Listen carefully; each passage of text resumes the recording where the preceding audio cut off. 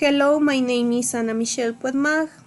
I am a student of English language teaching. In this video, I will role-play a conversation titled Untangling Sentences in the AFL Classroom. Okay? This dialogue explores the main difficulties that English learners face when learning sentence structure, including active, passive, middle voice, declarative, interrogative, imperative, and copular sentences. Throughout the conversation, you will see color-coded sentences to highlight different grammatical structures and how teachers can address these challenges in the AFL classroom. I will play the characters of Ana, the mentor teacher, and Mateo, a new teacher in training. And let's begin. Okay, now, Ana. Good morning, Mateo. How is everything going with your practicum? Mateo. Honestly, Ana, it's been challenging, especially teaching sentence structure. Students get confused very easily. Ana. Yes, that's common. Sentence structure can be tricky, especially for beginners. So, what are they struggling with the most? Mateo. Why do students confuse active and passive voice so often? For example, one of them said, was painted the wall by Maria, and I didn't know how to correct it kindly. Ana. That's because they don't always understand the agent or the object. Maria painted the wall. That's active. The wall was painted by Maria. That's passive. It's not just about moving words around. It's about understanding who does the action and what receives it. Mateo. Exactly.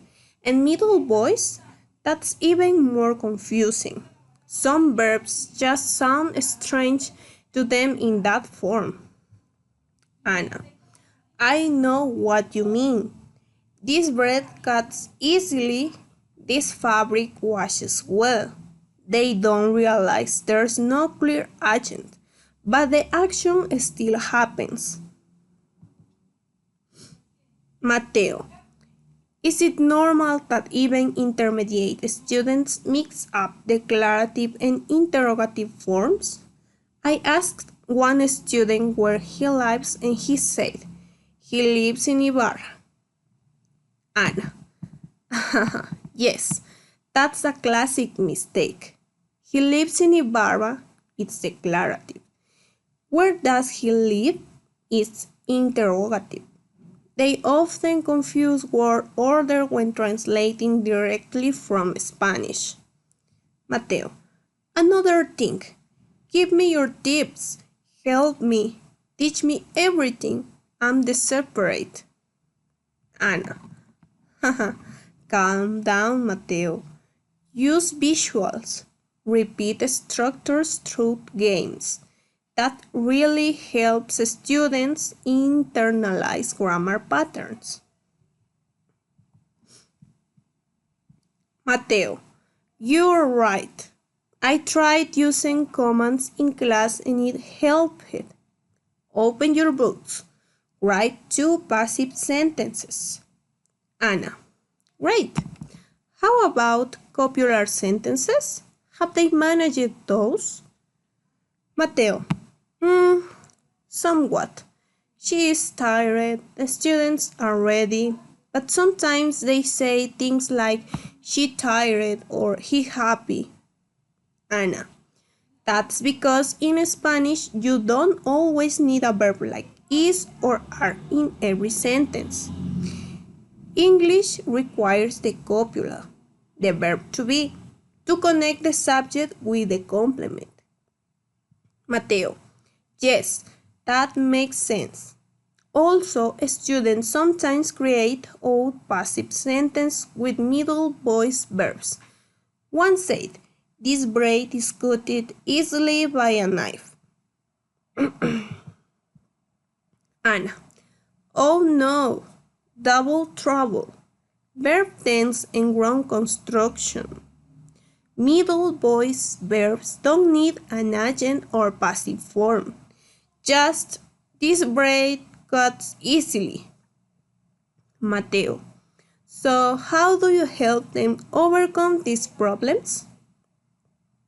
Anna, "I use color coding, sentence building cards, and lots of group practice.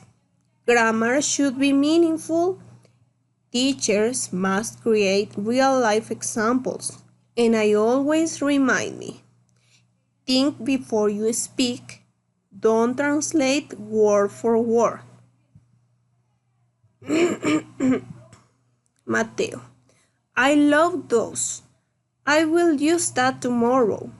One last question. Can you help me prepare a review game for next class?" Anna, "Absolutely.